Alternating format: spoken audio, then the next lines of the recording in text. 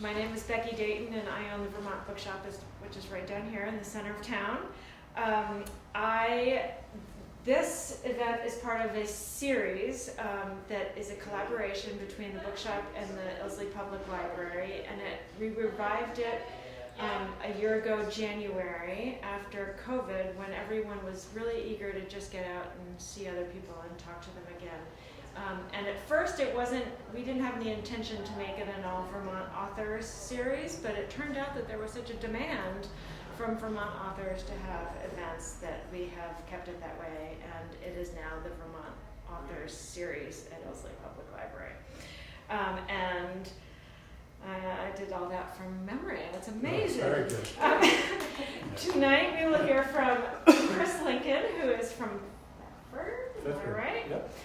He is the author of Funny Moon, and my kind and generous neighbor and regular bookshop customer, Mike McKenna, is here, and he'll be joining Chris in conversation about his book this evening, and we'll share a bit more about Chris. I'll get a proper introduction by Mike.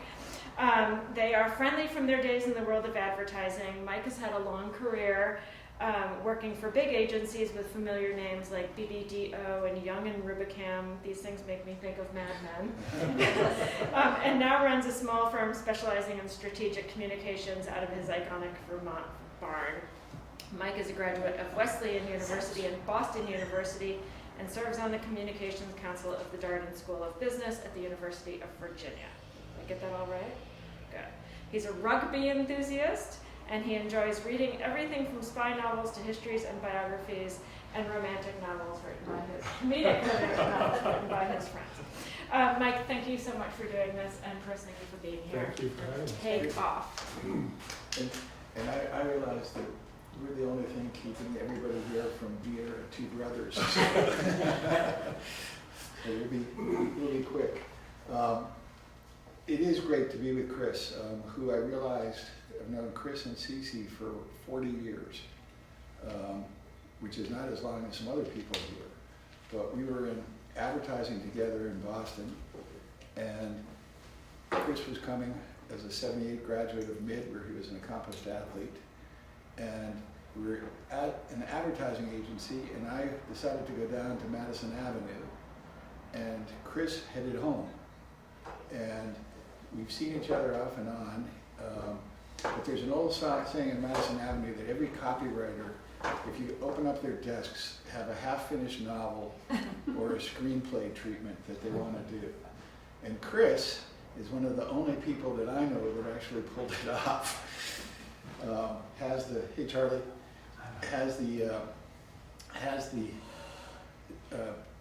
able to claim two great books already. One about sports recruiting in the Ivy League and NESCAC that was a precursor, I think, to the varsity blues scandal and everything you see happening in college sports now. And he still consults people about applying to college. And then he went into fiction. And that's a book we're going to talk about tonight. I just want to check, have all of you read the book already? I don't want to do spoilers. If you haven't, then we'll keep it. Okay. No spoiler. All right, then we won't spoil it.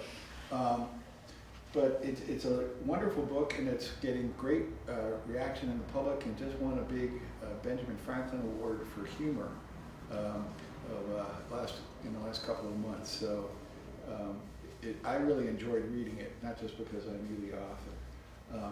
So I've done a couple of questions to start out with, and just to get the conversation going. And then I thought Chris could read a little bit from the book, and then if you all have questions after that, we'll go from there. And then it'll be Miller time. So, as I said, knowing you for 40 years, Chris, there's parts of Funny Moon that I recognize as more than true. And I was just kind of curious about writing a story that you know. How do you draw the line between fact and fiction, or about novel and memoir? Yeah, well, so the novel versus memoir is a comment that I've heard a lot, and I've had to explain to people. It is a novel, Keach, it's not a memoir. And that's based on the principles of storytelling. As a piece of fiction, when you're writing a fiction versus a memoir, you're controlled by the story, and you have to honor the rules of story. We're almost programmed by DNA by now to expect certain things from stories. We want things to unfold in a certain way. Real life doesn't unfold that way. Real life unfolds as real life, but stories have certain expectations, certain things you need to hit at certain places, turns that have to happen, there has to be conflict, and so while I would describe the story as fiction, what it's based on are true feelings, experiences, people I know, people I've witnessed go through, midlife and marital situations, we'll call them. But you can't just share that. You have to follow the rules of storytelling. So for fiction, those include what's the problem, or the flaw that the character, or in this case characters have. What are they trying to, what do they want? In other words, what's the goal of the hero? And then the final one is, what do they need? And they might not be conscious of what they need. Ideally, they're not, because that's sort of like the pebble in the shoe, and that's what's resolved at the end, what you might call the life lesson that they have to learn. So, those are the things that make it different from just a memoir. Okay, and it was interesting because when we were working in advertising, you have different mediums in advertising. A billboard was something that had to tell the whole story at 50 miles an hour. 30-second television commercials were different, print is different. But I was really curious as a writer, as a former advertising guy, how you would describe the different process between writing genres of advertising, from advertising to novels, from fiction to nonfiction, from jingles to poems. It's a different kind of mindset, and I think people that are interested in writing might be curious what you say about that. Yeah, well, the best thing about working in the advertising business was you learn to write when you have a deadline. You have to deliver it. You're not waiting for inspiration. That's incredibly valuable. You're not sitting around twiddling your thumbs. You've got a client, you've got an art director, you've got a creative director, you've got to deliver all that work. So that's very valuable. But advertising, you're working collaboratively. You're working with at least an art director, often a creative director. Sometimes you're always getting input from the account people. There's a positioning, there's a real, there's a tight group of restrictions, and also a bunch of people you can call in to help when you need help, or if you want to bounce ideas off them. When you're writing a novel, you're pretty much on your own. Although in my case, I share everything with my first reader, Cece, and that's been incredibly helpful for me. Jingles are just plain fun to write the lyrics if you can collaborate with someone who's good at music. And I've done some jingles since leaving the agency with a couple of musicians that I know. That's really fun because then you're figuring out the patterns of everything. When we were in advertising, we worked with a guy who, when people would come to apply for jobs, and he'd say, Yale or jail. Did you go to either place? I'd like to hear about it. Otherwise, let me just see your portfolio, which was your sample advertising. And in that, you had to show that you could be funny, you could be logical, you could make someone cry, you could paint words with pictures and have almost no copy at all. But I think that, in Chris's writing, and you come across it in the book, there is that combination of all sorts of different styles. That you can be funny, you can be scary, you can be emotional, and I think that's something that commercial writing and creative writing have in common. That some people aren't aware that those are actual choices that people make all the time. Yeah, I think telling a story is a big part of marketing. There's no question about it. But it's a different type of storytelling. It's based on what your positioning of your product is, as opposed to a human experience and the transitions. In a novel, there's no story without conflict. You have to have conflict. So figuring out how that conflict is going to evolve is much different and much more complex than writing an ad. The beauty of ads, which I always loved, was it's like a sprint. And you do it relatively quickly, you get feedback quickly, you know if it's worked, you get patted on the back. I've written several novels over those 30, 40 years, and sometimes they take years, and sometimes because of work and family and other things you're doing, it's interrupted. So it's a totally different sort of experience, and it's a much, it's deeper for one thing, because you're dealing more with your human emotions, but advertising was fun, right? Writing a novel isn't always fun. It can be hard work. And of course there's pressure in advertising, and there's politics and all that stuff that you don't have writing the novel. But the fun part sometimes in advertising, to tell your story, let's say you wrote a TV script. Right. All of a sudden there are 30, 40 people coming together to execute this for you. That's kind of fun. You don't have that same sort of experience writing a novel. So I used to think you just put a story into process, and then you had the editors and the producers and the directors and the actors, and everybody wanted to add a layer. When you're a writer in a novel by yourself, it's all in your head, and that's a different thing. Yeah. This is such a quintessential Vermont place, but I was really struck by the sense of place in the story. And as I said, Chris went home to Hanover, but that place of Hancock, New Hampshire, is something that was kind of different. And when friends from my former life ask me what living in Middlebury is like, I tell them it's like being a character in a John Irving novel. And then, because he writes about Vermont so well, they totally understand the sense of place.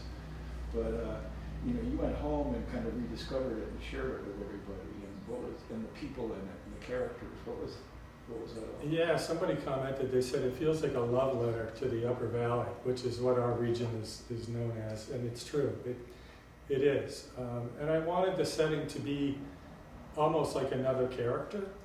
I wanted it to be that potent and that important to the story. I don't think the story could take place anywhere else. And so, the setting mattered a great deal. I love it there. It's where we've raised our boys, now young men. And there's a lot about it that's really, it was so much fun to put, at one point, Claire, the heroine, there's a hero and a heroine, two protagonists, put her into an airplane with one of her suitors and fly her around and be able to describe the area, because I thought that was a really wonderful way to sort of portray physically the area, and then you get the other parts of it by the nature of the people, how they interact. The river's a big part of it too. Yeah, I thought it was a really honest description, and it was also the affection that you have for the place came through, and it just made me feel good to share that with somebody, and that you could recognize it as being kind of similar to those of us that live up here. It was meaningful that way. This is more of a writing style question, and if you haven't read the book, I'm not spoiling anything, but in theater and television, there's a term called the fourth wall. Are y'all familiar with that? Yeah. It's when the actors stop acting with each other and they turn to the audience and they actually make comments about someone else. Ferris Bueller's Day Off, they did that a lot. It's a technique, and I've never really seen it in a book. So this is a book about a writer writing a book. Mm-hmm. And there's a lot of times in it where you crack the fourth wall and kind of say, this is what's happening now. And I guess it really caught me off guard the first couple of times. Then I started to look forward to it. Okay. Well, so I've heard from one other person who didn't like it. But most people haven't mentioned it at all because I don't think they're necessarily that conscious of it. But, it's also used in that movie, Something About Mary. where the guys are the musicians and they're in the tree or they're on the beach or whatever.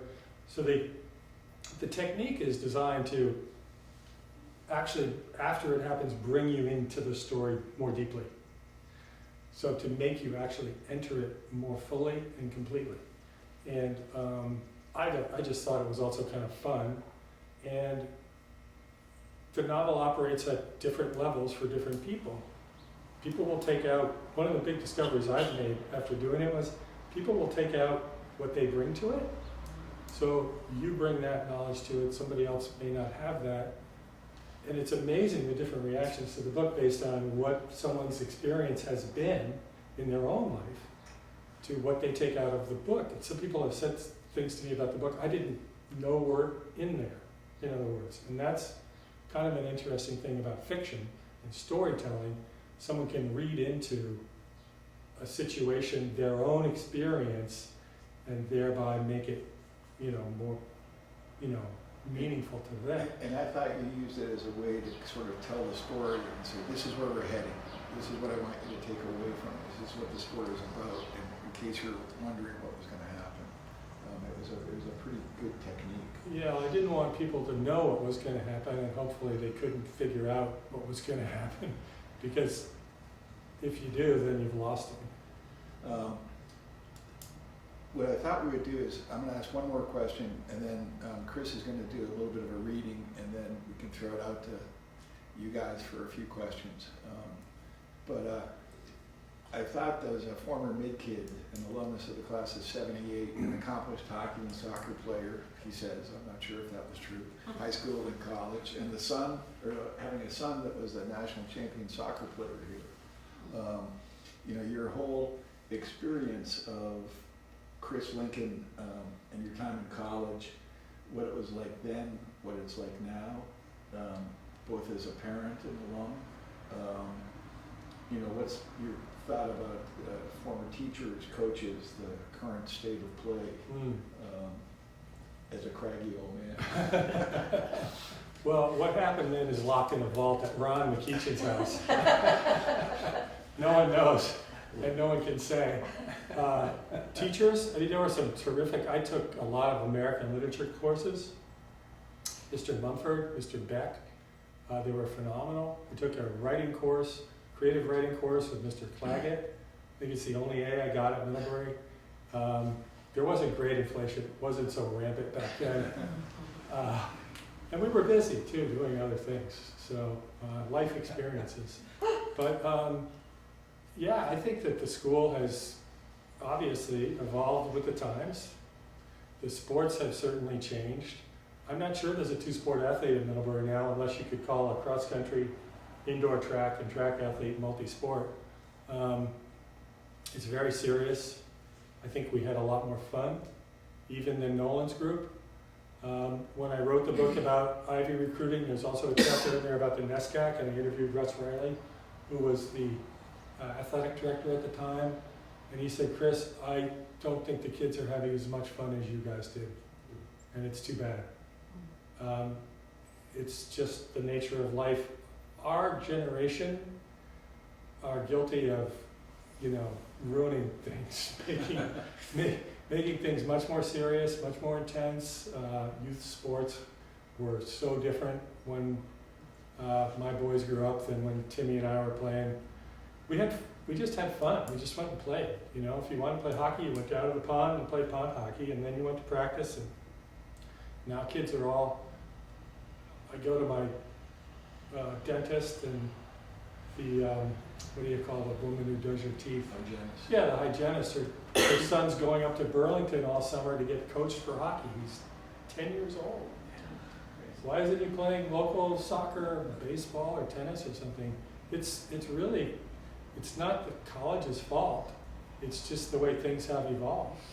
And there's the element of education being part of a sport.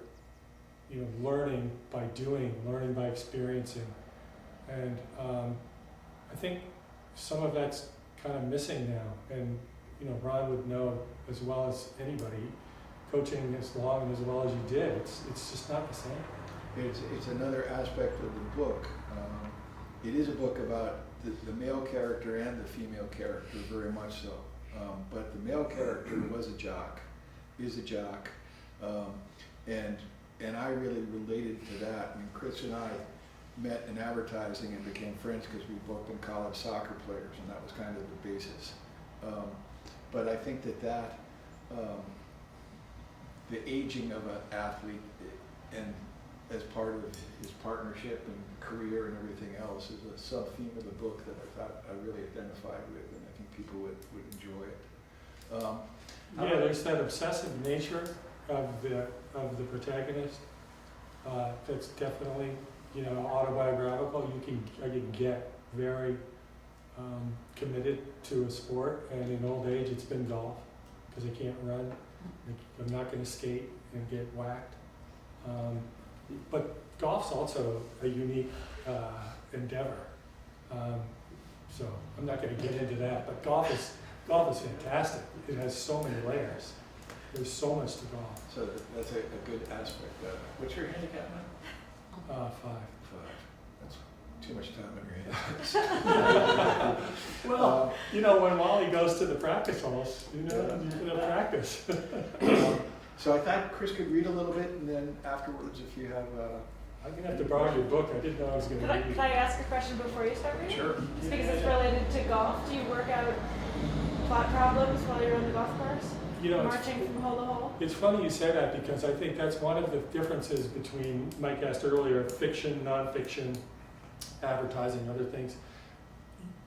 When you need to solve something in a creative endeavor, whether it's an ad or it's a novel or a plot issue or something, it's much better to leave it. You can't force that out.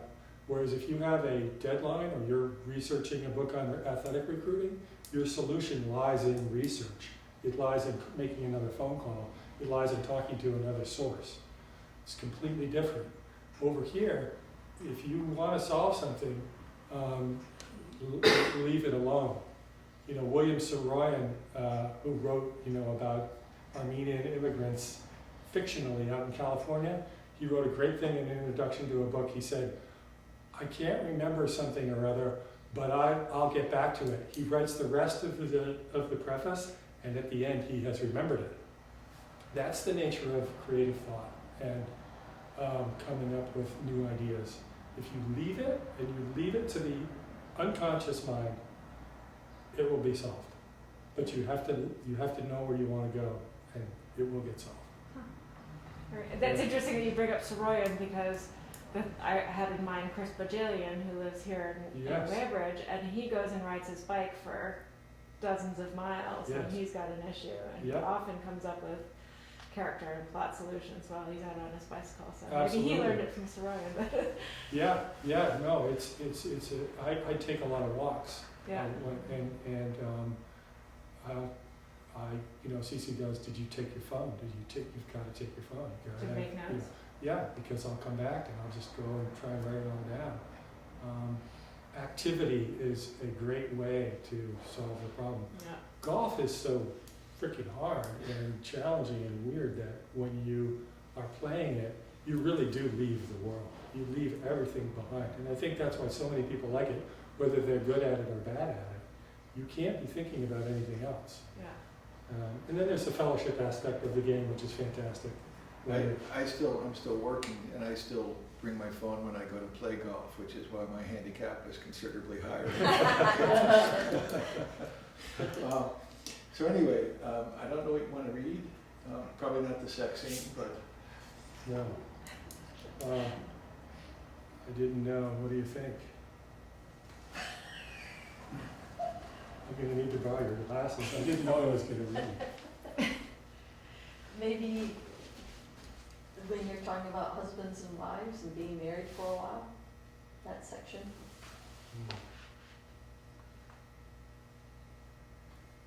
I think without giving it away, you know, it's a story about a couple whose kids have grown up, and they're kind of in that position a lot of us have been in.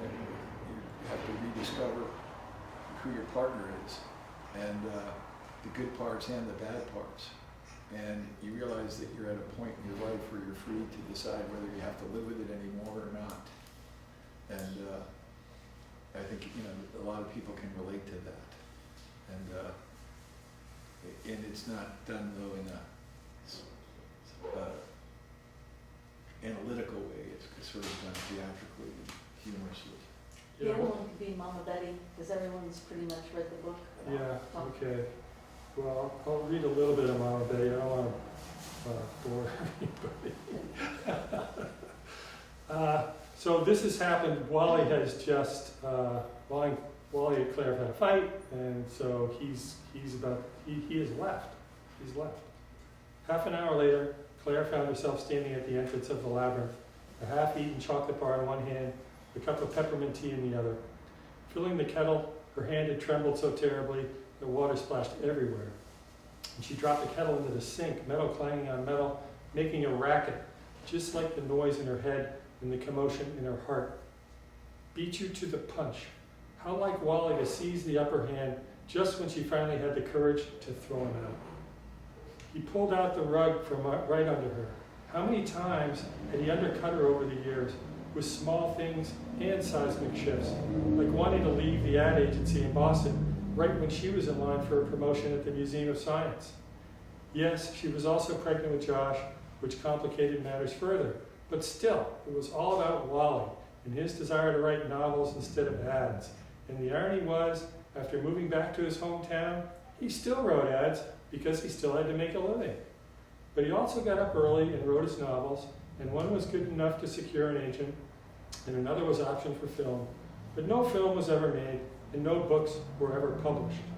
They were responsible for raising two boys, so Wally built up his business, and Claire went to massage school. Like everyone else, they compromised. The dreams of their 20s shifted into the goals of their 30s, which slid into the realities of their 40s, and now, in their 50s, with the boys grown and gone, with Wally's father dead, somehow all hell had broken loose. Whatever happened to the man she married? The Wally full of hope and promise? The funny, charming guy who was able to read her mind, sense her feelings, and make her laugh? His touch could still send an electric shock through her, which was why he had suggested wrestling yesterday as she marched angrily to the office. He knew how often this magical connection had saved him in the past. It was a form of chemical warfare, the way they blended in bed. How aggravating. Looking back at the forks in the road, she wondered how their lives might be different now. She hadn't wanted to throw him out. She just wanted her old Wally back. She stood at the entrance of the labyrinth and set her intention. Bring me clarity and give me peace. But as she walked the spiral path, instead of growing calmer, her mind began to race. Tension crept into her neck and shoulders, and clarity and peace felt as far away as China. Let go and let God, she began to repeat like a mantra. Let go and let God. She kept walking and soon heard herself thinking, let go and let Wallace get his act together. Let go and let me win the lottery. Let go and let the garage burn down so we can file an insurance claim and replace that decrepit piece of crap. She stopped walking altogether, took a deep breath, followed by a sip of tea, gazed up at the maple branches overhead. Calm down, she told herself. Take a deep breath. Relax.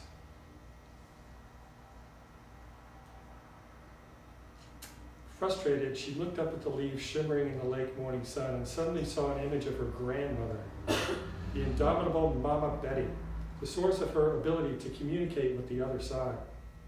Mama Betty wore one of her silver wigs, set slightly askew on her large head as if she had grabbed it off a hat rack on her way out the door. Stolidly built with the jowls of a bulldog, she wore a mottled mix of pancake and rouge, and her lips were covered with a thick coat of bright red lipstick. Behind her cat eye glasses, her deep brown eyes smiled at Claire. Looking mighty blue there, sugar pie, her grandmother said in her sweet southern drawl. Why the long face? I don't know, said Claire. Oh, yes, you do, honey child. Claire knew she could never fool a grandmother. She said, do you remember the time we were driving in your car and you were mad at Papa? And I asked you if you ever thought about divorcing him? Sure do, sweet cheeks. Sunny day, right about noon. Smell of dogwoods in the air. You were driving on a low water road. Cece, Claire, recalled the scene like it was yesterday. Mama Betty continued, "You were wearing one of your pretty little shirts with no bra. My, you had a pair of titties. Not that I approved of you being braless, no sure, but you were the baby of the family and had been through enough already losing your mama. What was leaving your bra off going to do? Turn you into a harlot?" "I don't know," said Claire. "The sense of freedom was pretty liberating. When I was younger, they showed women on television burning their bras. Your papa said, 'Betty, you burn your bra, we'll have a 3-alarm fire.'" Mama Betty threw her head back and laughed. "How is Papa?" Claire asked. "Oh, he's cooking away. You know how he is. Chitlins and gravy, sweet potato souffle, chicken with giblets, peach cobbler, homemade vanilla ice cream. He feeds 20 people every Sunday, just like always. Finds the strays and fills their bellies." "Are there strays in heaven?" asked Claire. "Oh, there's strays everywhere, Sugar Pie. Not everybody has a big, happy family." Claire considered her single friends, the people who were estranged from family members, the massage clients who were closer to their pets than to their adult children. She thought of Wally and said, "I've been thinking a lot about what you said about Papa that day in the car." "I remember," said Mama Betty and pointed a finger at the sky. "Divorce, never. Murder, yes." "Did you really mean it?" "Oh yeah, would have killed him, given him mouth to mouth, and killed him again if I could. That man would drive me so crazy, I could plead insanity and win. Wally's driving me crazy too. I would have poisoned Papa's food, but he did all the cooking." "I don't cook much either," said Claire, thinking how she would miss Wally's dinners. "These days," said Mama Betty, "women can leave a marriage just like that. Wasn't like that in my day. No, sir, you had to work at it. Marriage was for life." "Well," said Claire, "it shouldn't be a life sentence." "Oh, fair enough, honey child. That Wally, he's going through his trials no matter what you do. Besides, you know what they say, you want to change someone, change yourself." And with that, Mama Betty blew her a kiss and vanished into the ether.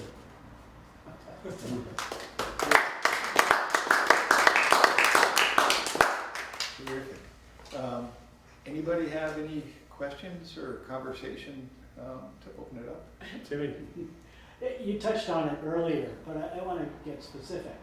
You talk about Road Apple, Yeah, Ledger Canoe Club, yeah, Dirt Water Cafe, yeah. which, I'm familiar with. Right. And what came first? Did you just write along and say, "Hey, I'll call it the Ledger Canoe Club"? Or did you say, "I had an experience there I'll write about"? Or with Road Apple, I had an experience, so I'll add that in. How did you work that?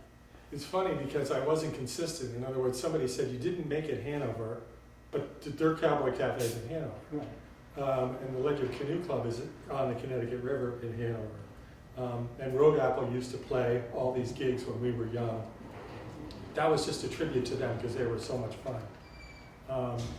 But I wanted it to be a fictional version of the Upper Valley. I wanted license to have things happen there that might not, or to not expect someone if they drove through town to see certain things. I just didn't want it to be Hanover, I wanted it to be Hancock.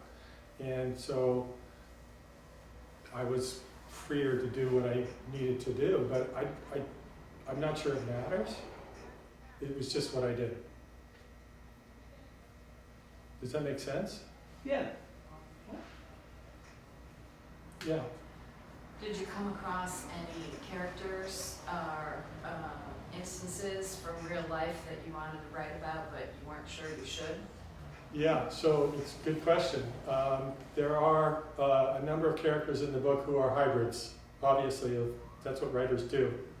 And then there are people who are completely made up. And there are 2 characters who are good friends of mine, and they ask their permission, and they promise not to sue me, and I put them in. And one of them is Danny Boy Bryan, if you've read the book, who is that's who my friend is. And he's amazing because he is like a character. So I would put him in. And the other was a tribute to our Wednesday group golf commissioner, Harry Thrall. And he's not he's not nearly as interesting a character. But that's my friend Harry Thrall. That's Terry. He's so sincere and cares so much. When Wally and Claire are having trouble, he wants to help, and he's so sincere. But no, I didn't want to offend anybody. I've had a number of advertising clients over the years, on my own since I left the agency. Much different life than Mike at big agencies with, international brands. Mine are local clients, car dealers, sporting goods. So I took certain elements from some of them to make Jack Hughes, but I certainly wasn't going to have one of them be identifiable, because that would definitely backfire. But some of the qualities, one of the things about advertising is the only bad thing is you have to have clients. Everything else is great. Making up stuff, going on shoots, being creative, laying things out with a partner. It's so much fun. But you do have clients and they pay you, and you've got to be nice to them. Yeah. So. You know what? One of the things in advertising is that you talk about demographics and who's the target audience. How old is the person you're trying to reach? What do they think? What do you want them to do after you communicate with them? It's all very precise, and in social media times, very calculated.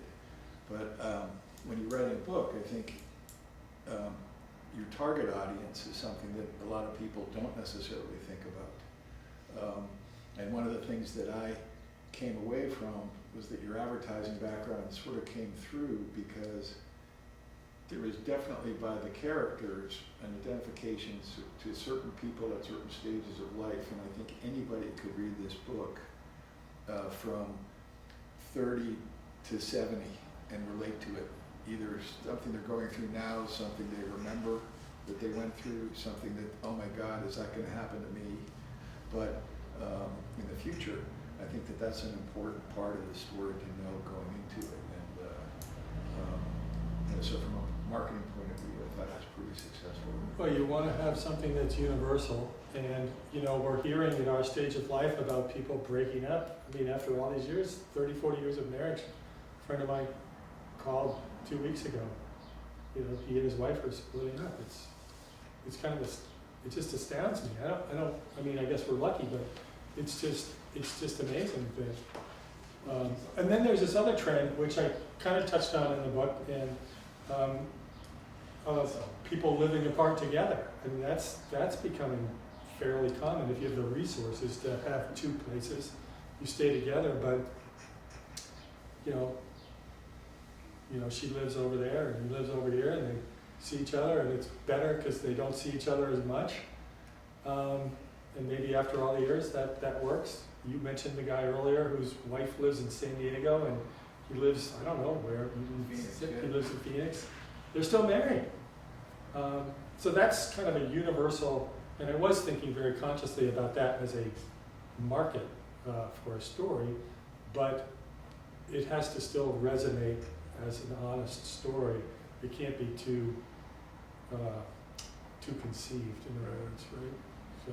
Did you think, the way Mike was saying when you were writing it, about writing characters in that would appeal to different target markets? No. No, you were not that. Okay. No, I was thinking of, the big thing in story is more than anything is structure. So some people will say, well, I'm writing based on character. That's. But I think, like I said in the preamble, people expect a story to do certain things at certain places at certain times. I mean, Chris Mojalen's a master of it. He's a storyteller. He's a good writer, but the stories unfold in ways that surprise at the right moment and keep you reading. And my goal, more than anything, with the book was to make you want to keep reading, not to lose you. So when I would show it to Cece, and we had a great time in COVID working on this. I'd written it prior to that as a birthday present for her, and it was a very different book. And we would work on it, and then I would show her stuff, and she'd be reading, she'd go, get rid of it. So that became sort of the joke mantra in the house, get rid of it. Instead of adding more, take it away and keep the pace and let people bring their own self to the story. It was really good advice. And we also had a lot of laughs because COVID was a bad time. Right? We were all sitting at home going crazy. Did your kids come home? What's that? Did your kids come live with you? No, my mother came for 6 months, and that's another story. That's the next book. That could be. I have notes for that, but she's 95. She's still alive. I have to wait. Yeah. Put that one in the jar. Yeah, it'll be a return to COVID. Or luckily, hopefully, there won't be any more of them, but you know, the health people are telling us we don't know. So anyone else have any thoughts or questions? So Charlie? Oh, sorry. Go ahead. you started the book before COVID. Like, how long were you writing the book? So I wrote the book originally as a birthday present for Cece when she turned 60, and then I sent it around. I had an agent who had passed away, so I was trying to get a new agent, and I sent it around, and I got some comments back from a couple of agents that were really helpful, but they weren't ready to take it yet. So I put it aside, thought about what they had told me, again, letting your mind sort of work on it when you're not working on it, and then rewrote it. It still wasn't good enough, and then I left it alone for probably 2 years. And then when COVID hit, it was just like, you know, something to work on, and it became more collaborative with Cece. I don't know how many people are here are crazy about writing like I am, but there are, in the TV business, there are called writers' rooms, where you go into the room, and you're in there with 7 or 8 writers, and you're bouncing things off all the time, and then you're going from there and creating a script and a story. And so we called my little office the writing room, and Cece had to call her in, and she'd sit in the chair, and we'd have some good laughs. So that was, my kids did not come home, and Mother was there, and that was hilarious in and of itself. Because her secret to longevity is chocolate, steak, rare, and bourbon. My kind of girl. Yeah, Yeah, I like her. yeah. She is a character. Yeah. So that was fun. Is Grandma Betty anything like Mama that? Betty is based on Cece's paternal grandmother. Excuse me. Cece grew up in Atlanta. Mama Betty's from Atlanta. She is very much Mama Betty. Yeah, and she could communicate with people on the other side. She had psychic abilities. The story goes, she went with a friend of hers once to see a psychic, and the psychic looked across the table at Mama Betty and said, "What are you doing here?" And she said, "Well, she goes, well, you know, you can do what I can do. What are you doing here? You know." And Mama Betty said, "Well, I don't really want to talk to dead people all the time, so I don't really practice my psychic stuff." Wow. So that was fun to bring her in. And so, not to get too weird, but I also have writing guides that I call on. So I'll call on people to help. My dad was a very good writer, an English teacher, and wrote a book about writing that was a best-selling college textbook on writing. So I'll chime in, and I'll chime in Mama Betty. She had written a couple manuscripts. You know, gotta be open to getting it from wherever it comes. They're muses. Yeah. Yep. Charlie? When you said chime in, meaning they have passed away, but you feel like you... Yeah, I'll ask for their help, and I have a little bowl that I can just hit. It's kind of my dad was a Buddhist in the last third of his life, and there's a little Buddha that I have of his on my desk, so I'll speak to that. And, you know, and a lot of times, I have to tell you, when I'm in the midst of it, when it's really going, I have to tell them to leave me alone at night. They'll come and wake me up at 3 and 4 in the morning. And I have to write stuff down. And then I try to go back to sleep and they wake me up again. I'm tired. I've been working all day. I've been using my mind and my creativity. I have to tell them, leave me alone. I will get back to you later. Please don't bother me. And you're talking about your muses as Yeah. opposed to the characters. These are the muses, yes. And do These- you have conversations with the characters as well as you're creating them and building their story? Yeah, they'll do stuff sometimes, but they do not run the show. And any writer who tells you they do is you know, that's just not how it works. Interesting. Because there's that story structure, Mm-hmm. and things fit into that. And that's why it's different than real life. You know, they say truth is stranger than fiction. It may be, but it doesn't necessarily add up to the story you're trying to tell with all those characters you have involved on this arc. Keith? I was just wondering about your former friends and classmates and teammates, what their reaction was to this. Well, you know, one of the great things about the book has been reconnecting with a lot of people. They've been so generous. I had a reading over in Hanover, and Alan Fitzpatrick, who I played hockey with at Middlebury and now lives in Brandon, surprised me. He just showed up. And he has not been like a weekly email friend in my life. I mean, the last book that I wrote on Ivy recruiting, he bought something like 30 copies because he was the head lacrosse coach at Lawrenceville School, and all his kids were getting recruited over the years, and he would hand them out. He's been so supportive. I've heard from Grail. I've heard from all kinds of former teammates, not just the close 3 or 4 that I've stayed in touch with. It's been so really wonderful. That's been one of the best parts of the whole effort. Fantastic. Yeah, it's really special. And, you know, some of them are like, you're crazy, this is sick, this is so, you know, what's going on? But they've liked it. And, you know, Well, it's, they should. but you hear all that from your friends, and you're like, oh, okay. That's why something like the Ben Franklin Award really is meaningful, because it's nobody that knows me. How long has the book been out? Since July, So almost a year. almost a year. Yep. And I'm falling into the category of what I've read about, which is an award-winning author who wants more sales versus a person who sold a lot of books who wants recognition. It's just really hard to get traction, and the way it was published, there's no sales force to get it into bookstores around the country. It's all what's called print on demand, and that's all basically, you know, through local bookstores who have been kind enough to take it on, and the internet.